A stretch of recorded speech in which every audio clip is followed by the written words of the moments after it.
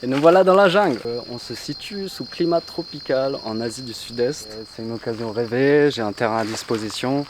C'est parti, hein. Alors pourquoi rejoindre l'aventure permaculture? C'est tout simplement pour réapprendre à vivre. On va pas juste apprendre à cultiver des carottes et des patates, hein.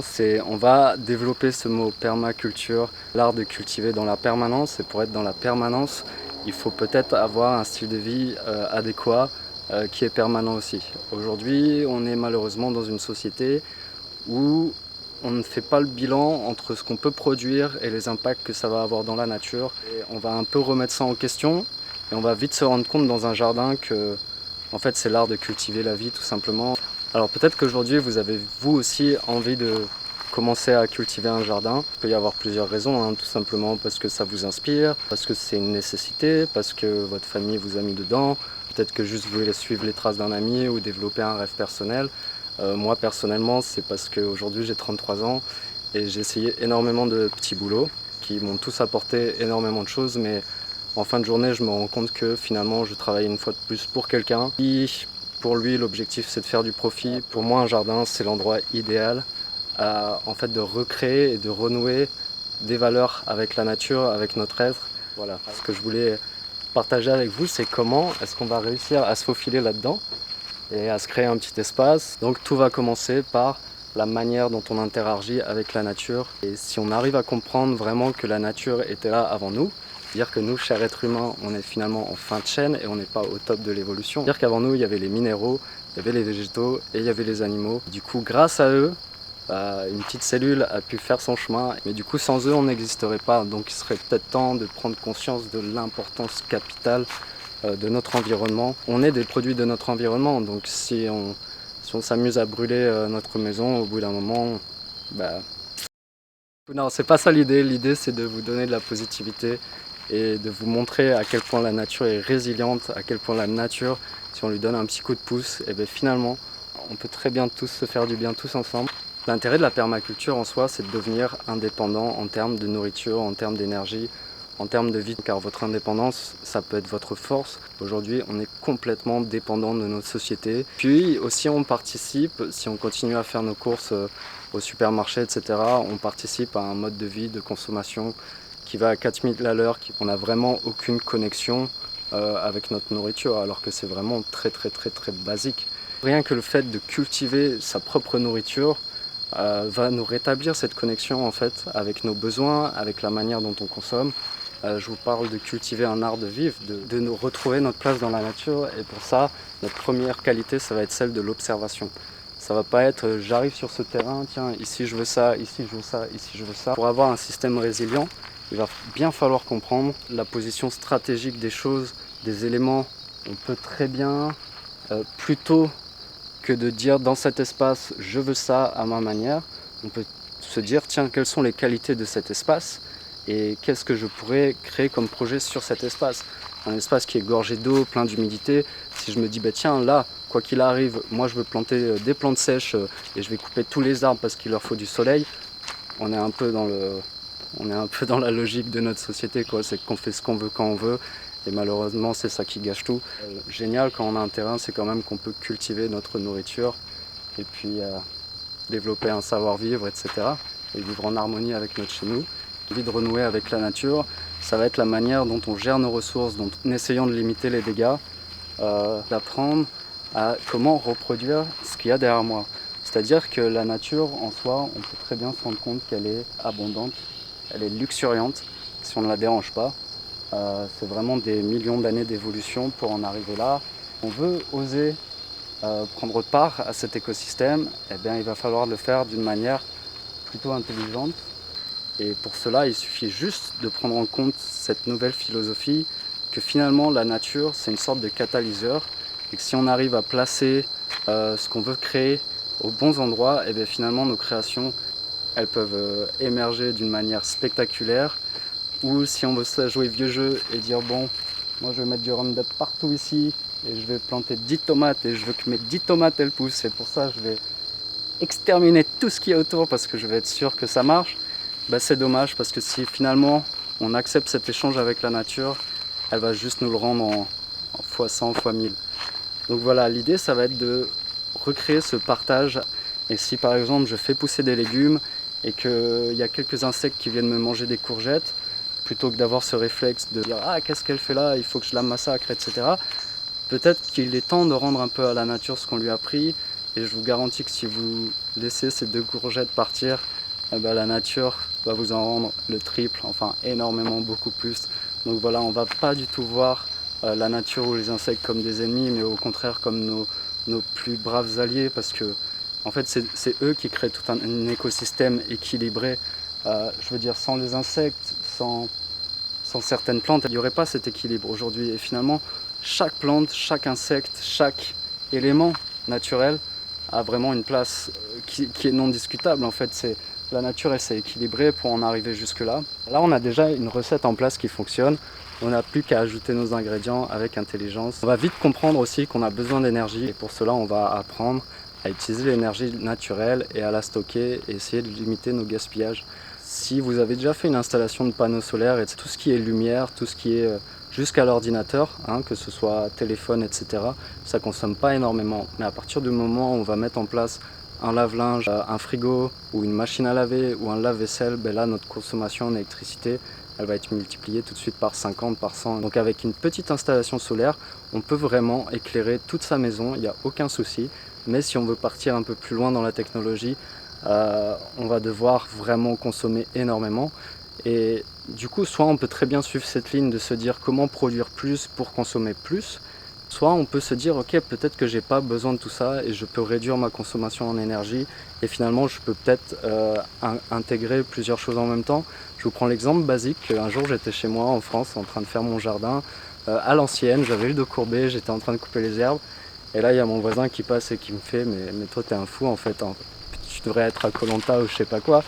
Et j'étais là pourquoi? Et il me dit mais tu sais aujourd'hui tu prends mon quad, tu prends la tondeuse à gazon, tu coupes, tu mets tout ça dans le quad avec la remorque et tu pars à la déchetterie, etc. Et je lui demandais pourquoi faire ça, parce que autant moi je le fais à l'ancienne, ça me fait faire mon petit sport. Et il me disait mais n'importe quoi, ton sport tu vas le faire à la gym ce soir. Donc voilà, là on est vraiment dans un mode de consommation, on ne crée aucun cycle perpétuel, on divise tout en fait, on peut faire son petit sport dans le jardin, on n'est pas obligé en plus de se payer une salle de gymnastique. Donc apprendre à stocker son énergie et à limiter sa consommation, ça devient un nouvel art de vivre aujourd'hui puisqu'on a vraiment été dans la culture de l'extravagance, de l'individualisme, donc on a besoin de plus en plus de confort, on a besoin de sa machine expresso personnelle, on a besoin de ça, on a besoin de 3 voitures, on a besoin de 3 ordinateurs. On va essayer de limiter tout ça. Savoir comment limiter sa consommation, c'est tout simple. On va essayer de mettre en place des cycles perpétuels, des cycles naturels. Donc tout ce que je consomme est censé retourner ou pouvoir retourner dans la nature naturellement, se dégrader et surtout reparticiper à un cycle. Ensuite voilà, l'idée aussi d'être dans son jardin, j'ai envie de casser le cliché. Les personnes les plus intelligentes et les plus cultivées que j'ai rencontrées dans ce monde, ce sont les fermiers, ce sont les agriculteurs, ce sont les gens qui vivent à part de la société, car ils ont développé une indépendance de savoir, de débrouillardise, c'est incroyable. On peut tout faire, que ce soit de la charpenterie, de l'électricité, comment conserver sa nourriture. Il y a vraiment 1000 aspects qu'on peut développer dans son jardin et du coup c'est génial parce qu'on n'est pas du tout en train de se répéter dans notre quotidien. On apprend vraiment à faire énormément de choses. On va plutôt essayer de donner de la valeur à des petits projets, plutôt que de s'avancer sur un énorme projet et se dire tiens ici on va faire des bacs de culture, etc. Donc j'ai besoin d'une tonne de bois, je vais commencer à faire tous mes bacs. Et du coup en fait on va commencer à faire un travail à la chaîne qui va nous épuiser sur plusieurs journées finalement à faire de la monotâche. C'est dommage, autant être un peu diversifié et commencer dès le début à faire des petits projets tranquillement. On va aussi se rappeler que chaque petit biotope, chaque petit écosystème est différent. C'est très bien de s'inspirer de chez nos voisins, d'apprendre de leurs erreurs, mais aussi n'hésitez pas à expérimenter vos propres erreurs. Chaque jour est unique, chaque terrain est unique, chaque manière de faire est aussi unique en fonction de l'intention qui vous porte. Et du coup, n'hésitez pas à vraiment expérimenter. La permaculture, c'est l'art d'expérimenter en fait. C'est pas l'art absolu de dire moi je sais si ça marche ou pas, c'est l'art d'oser, d'essayer et surtout de prendre du recul sur ses erreurs. Pour reprendre bien les bases, la nature fonctionne d'une manière très simple. On n'a pas vraiment été éduqué sur la manière de cultiver des plantes et de la nourriture et je pense qu'on peut être plusieurs personnes à ne pas savoir quels sont les procédés basiques d'une graine à une plante. J'ai été le premier à faire mes erreurs Et pensant une fois que ma graine était en train de germer, il y avait une tige qui sortait, je l'ai mise comme ça, la tête en haut dans un pot, et finalement c'était la racine qui était en train de sortir, et je l'ai mise à l'envers, et du coup malheureusement... Donc voilà, on va reprendre ensemble toutes les bases de comment est-ce qu'on démarre un jardin, et pour ça, quelles sont les actions à mettre en place du début, quels sont les outils aussi. Moi je suis quelqu'un qui n'aime pas trop vraiment utiliser... J'aime pas le bruit déjà, donc tout ce qui est tronçonneuse, machine, j'essaye vraiment de limiter. Dans la nature, on a plusieurs éléments dont il va falloir jouer. On peut les retrouver dans le tableau chimique évidemment, mais on peut tout revoir une conception basique, à savoir la luminosité. Donc si on a beaucoup de lumière ou beaucoup d'ombre, c'est la photosynthèse. Donc ce processus qu'une plante absorbe les rayons du soleil pour le transformer en énergie, ensuite elle va pouvoir grandir. On a le taux d'humidité qu'il va falloir prendre en compte. On a des plantes qui préfèrent une atmosphère plutôt très humide ou plutôt très sec, ça dépend. Également le vent. Le vent est un formidable facteur externe, c'est quelque chose qui va renforcer vos plantes. Par exemple, une plante qui est à la maison, en intérieur et qui n'a pas de vent, ne va pas développer une énorme résistance physique, tandis qu'une plante qui va passer sa journée à se faire balader comme ça, elle va fortifier son tronc et elle va être beaucoup plus résistante. On a la chaleur. La chaleur, le froid, etc. peuvent avoir un impact énorme sur votre jardin. Dans un climat où il y a 4 saisons, il va falloir énormément tenir compte des périodes où vous devez commencer à faire des plantations ou pas, car plus tard vous allez faire face à des gelées ou à des canicules. Moi ici je suis sous climat tropical, donc ma plus grande inquiétude c'est la période des moussons, là où il y a énormément de pluie, ce qui risque de créer une inondation et que toutes mes plantes soient noyées. Mais pour ça on a des techniques, on a des stratégies. Le but c'est pas de créer un barrage en amont, c'est de se dire bah, tiens comment je vais m'adapter à ce phénomène. Et puis voilà, à partir de là tout est bon. La terre, alors la terre c'est très simple. Comme vous pouvez voir derrière moi, en fait là j'ai commencé à construire une petite porte pour me faire un repère dans l'espace visuel de ce que pourrait être l'entrée de mon jardin à l'orée de cette forêt. J'ai commencé à faire du nettoyage hier et vous pouvez voir que tout d'un coup la terre est vraiment très sèche. Je vous montre ça. Voilà, j'arrive pas forcément à enfoncer mes doigts et ce qui leur sort c'est juste une très fine pellicule de sable désertique, sec, sans vie, sans insectes, sans rien. Et je vais vous montrer un peu plus loin dans la forêt. Pas tellement plus loin, hein, juste ici.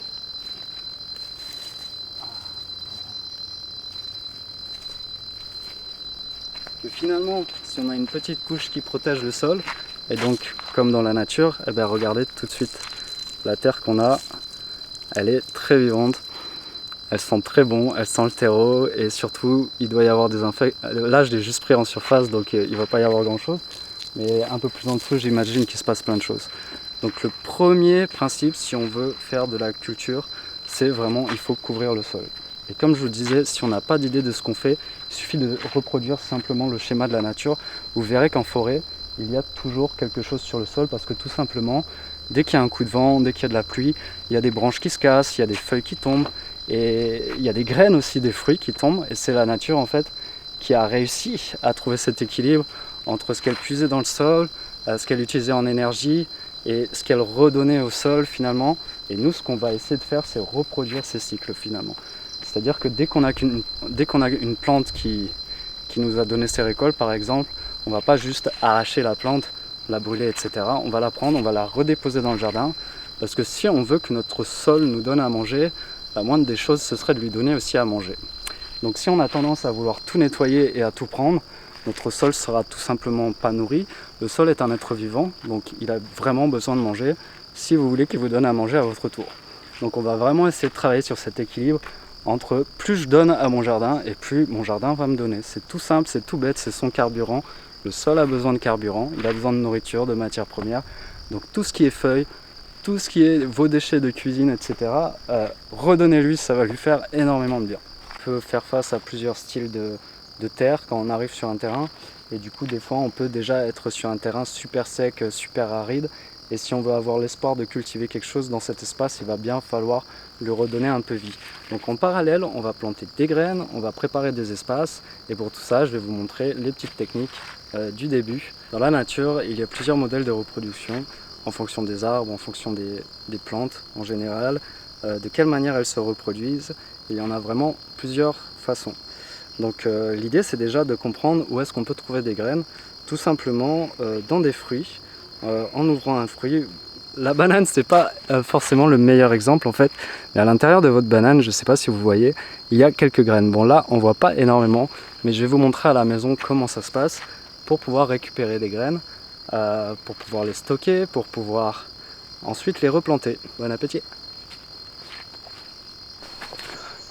Je pense que la majorité des gens qui ont commencé à étudier la question permaculture on doit très bien savoir ce qu'il y a derrière moi. On appelle ça une butte de permaculture. Le principe d'une butte de permaculture, c'est comme je vous le disais, reproduire un schéma qu'on va trouver dans la nature, à savoir une forme de compostage naturel, des feuilles qui tombent par terre.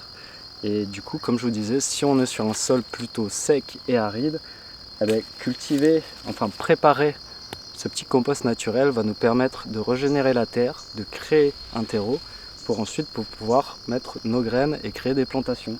Donc vous voyez bien, c'est un bac dans lequel j'ai mis en fait énormément de matières premières, à savoir du bois, du branchage, des feuilles, des écorces, tout ce qui pouvait me tomber sous la main, je l'ai mis là-dedans. L'intérêt de faire une butte en permaculture aussi, ça va pouvoir être de rejauger le niveau de votre terrain. C'est-à-dire que moi, comme je vous disais, mon plus grand problème, c'est pas de sauvegarder l'eau, ça va être de l'évacuer en période des moussons. Et tout ça, avoir une culture qui est surélevée par rapport au reste du terrain, ça va me permettre, au contraire, imaginez si je l'avais cultivé dans un trou, il y aurait un maximum d'eau qui s'emmagasinerait et un maximum de mes cultures se noieraient. Donc si vous êtes sur un terrain plutôt en problème d'eau, je vous conseille de plutôt revoir vos cultures dans la terre plutôt qu'à l'extérieur. Moi je fais une butte pour l'extérieur parce que j'ai un problème d'eau. Alors quand on se retrouve à l'orée de la jungle comme moi, c'est un peu compliqué de se dire par où on va commencer. Une petite astuce qui peut vraiment changer votre vie, c'est de créer une porte, une sorte de cadre comme ça, avec des branches que vous allez trouver dans la nature, des branches mortes de préférence. On va essayer de limiter, couper des arbres pour rien. Et créer une porte comme ça va vous donner un petit repère dans l'espace qui va vraiment vous dire ok, je commence par ici et à partir de là on peut commencer à grappiller un peu la zone pour voir quel est le dénivelé de notre terrain. Moi j'ai commencé à la main vraiment pour essayer de me dire tiens, où sont les éléments, et une fois que j'ai commencé à aller un peu plus loin, je suis allé avec un râteau. Je voulais voir avec vous une petite liste des outils qui peuvent s'avérer nécessaires à entamer un jardin. Évidemment, ça dépend complètement de votre contexte. Moi, je vous montre les outils dont j'ai besoin aujourd'hui pour commencer mon jardin. Alors, l'outil le plus formidable que j'utilise dans 80% des cas, c'est ma machette. Ma machette, c'est ma vie. À l'époque, j'avais carrément une ceinture pour la mettre ici. J'ai besoin de la transporter un peu moins partout. J'ai mon stock d'outils juste à côté, donc voilà, je la prends comme ça. Une machette, c'est un outil très précieux. C'est comme un grand couteau, mais avec un grand poids, donc ça va aider dans beaucoup de domaines, que ce soit pour couper carrément des grosses branches, ou plutôt faire un peu de taillage. Vous avez ici une petite pointe, du coup ça va permettre vraiment de viser là où on veut taper et ouvrir, etc. Et voilà, c'est vraiment un outil très équilibré que je recommande pour la majorité des tâches que vous aurez dans votre jardin. Donc on a une machette, ensuite on a une scie japonaise. Alors la scie japonaise, c'est l'un de mes outils préférés parce que déjà c'est très portatif, et surtout en fait ce qui est cool aussi avec ce modèle, c'est qu'on peut changer la lame, et du coup si par exemple je me retrouve à couper quelque chose près du sol, en général on évite parce que ça va vraiment abîmer la lame, et bien là je peux vraiment changer l'angle de ma scie, et ça c'est génial. Après la scie, j'ai une hache. Ça, c'est ma petite hache tout-terrain que j'ai achetée au Portugal à 8 € sur un marché. Pourquoi je dis une hache tout-terrain? Parce que comme je vous disais, en général, on évite vraiment de taper la lame sur autre chose que du bois parce que ça va tout de suite l'abîmer. Et bien ça, c'est ma hache que j'utilise partout. Donc si je dois taper par terre pour, je sais pas, enlever une racine qui malheureusement m'habitait, je vais utiliser cette hache. Ensuite, j'ai cet outil dont je ne connais absolument pas le nom, mais ça va me permettre de faire des trous de petit calibre, par exemple autour d'une plante que j'ai envie de déplacer, plutôt que d'avoir une grosse bêche et de faire un trou immense. C'est un sécateur, parce que sécateur, ça va me permettre une précision sur voilà, couper des choses, tandis que la machette, des fois dans un buisson, je ne vais pas sortir la machette pour couper quelque chose. J'ai un ciseau à bois. Un ciseau à bois, c'est super utile si on veut faire un peu de construction. Et enfin, j'ai un marteau. Bon, ça c'est pas le marteau le plus efficace de la planète, C'était un marteau pour un petit projet que j'avais commencé chez moi. Mais pour l'instant, pour la construction de bacs, etc., il fait complètement le job. Moi, ce qui est important aussi, c'est d'avoir des outils pour pouvoir transporter du matériel, puisque autour de nous, il y a énormément de branches, de feuilles, de pierres, etc. On va devoir déplacer tout ça. Du coup, un seau. J'ai un autre seau. Ce seau, il va me servir à mettre mes outils dedans. Comme ça, je ne les perds pas. Ce seau, il va me permettre de transporter des pierres, du bois, etc. Et pour enfin un peu plus faire de mouvement sans moins de voyage, j'ai une poubelle un peu plus grande. Et celle-là, elle va me servir énormément à beaucoup de choses. Voilà. Donc, pour reprendre les choses dans l'ordre, si vous voulez commencer un jardin, il vous faut tout simplement des outils, il vous faut démarrer quelque part, il vous faut planter des graines à la maison si vous voulez commencer tout de suite. Et enfin, il faut créer des espaces de culture. Voilà. En parlant d'outils, je voulais vous parler d'un outil bien spécial qui est un nouveau domaine d'apprentissage. Enfin là, moi, c'est quelque part où j'ai puisé beaucoup de leçons. Ça s'appelle le bushcraft. Pour moi, tout l'intérêt du bushcraft, ça va être de suivre des personnes qui passent un moment dans la nature et qui, avec les matériaux qu'ils trouvent autour d'eux, arrivent à se créer un petit campement, à survivre finalement pendant quelques jours en nature. Donc, en regardant ce genre de vidéos, vous pouvez apprendre comment vous nourrir dans la nature, comment vous abriter, comment faire un feu, comment faire des petites constructions avec des outils complètement basiques. Et ça, c'est génial parce que justement, pour faire un peu de charpenterie chez vous, enfin voilà, on a besoin de ces techniques aussi qui demandent le moins de technologie possible. C'est comme ça qu'on va retrouver cette harmonie avec la nature. C'est pas en achetant du béton, des clous, etc., des machines pour utiliser tout ça. Finalement, avec des outils très simples et les matériaux qu'on a autour de nous, on va pouvoir se construire une petite oasis. Donc je vous recommande énormément de regarder des vidéos de bushcraft et ça va vraiment vous inspirer sur pas mal de choses. En harmonie avec la nature, c'est faisable et encore mieux si on vit dans la nature, si on vit près d'elle et du coup on a vraiment énormément de ressources autour de nous. Que si on a un terrain malheureusement en ville ou ailleurs, la permaculture est faisable partout. Je dis juste que plus vous serez proche de la nature et plus finalement vous aurez besoin de moins de l'extérieur et du coup de consommer moins de carburant, de déplacement, de temps, d'énergie. Quand on se retrouve devant une forêt naturelle, on peut vraiment avoir du mal à se dire par où commencer, peut-être par organiser les ressources qu'on va trouver. Moi, comme vous pouvez le voir, j'ai des noix de coco, j'ai du branchage, j'ai du feuillage. Et en fait, même si dans le moment présent, on n'est pas vraiment inspiré sur ce qu'on pourrait faire de ces ressources, ce qui peut être très intéressant, c'est de les stocker juste à côté. Comme ça, le jour où on passe un peu plus de temps dans le terrain et qu'on a un déclic pour un projet, on aura tous ces matériaux à disposition et prêts à l'emploi. Et nous voilà partis pour le début d'un projet. Dans la forêt tropicale, on a énormément d'insectes, on a beaucoup d'araignées, on a beaucoup de scolopendres, c'est des sortes de mille pattes qui sont très très vifs et quand ils vous piquent, ils font très mal. Qui sont très vénéneux, très vifs, très douloureux. Vous voyez, il me suit. On a des scorpions, on a des moustiques, on a des grenouilles un peu cheloues. Enfin bref, il y a tout un environnement qui fait qu'on va essayer de manipuler les choses très très vite. Et on va pas poser sa main sous un rocher en regardant les papillons à côté, parce qu'en dessous il peut y avoir un scorpion.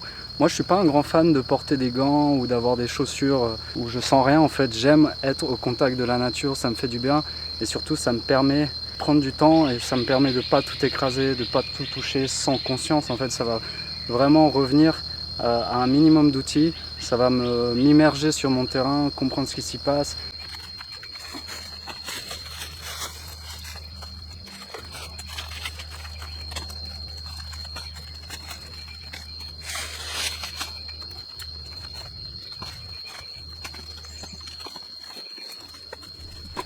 La permaculture, ça peut vous donner l'avantage aussi de, grâce à un système résilient, à que les choses finissent par s'auto-gérer à long terme. Et souvent un argument qu'on peut entendre en permaculture, c'est qu'au final, on n'a plus grand chose à faire.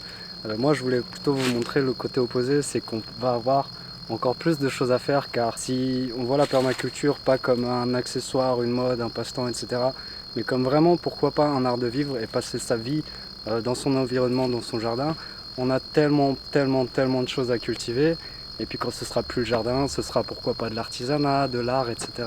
Il y a vraiment beaucoup de choses à faire. Donc on a ces éléments dans notre jardin et on va avoir plusieurs familles de plantes.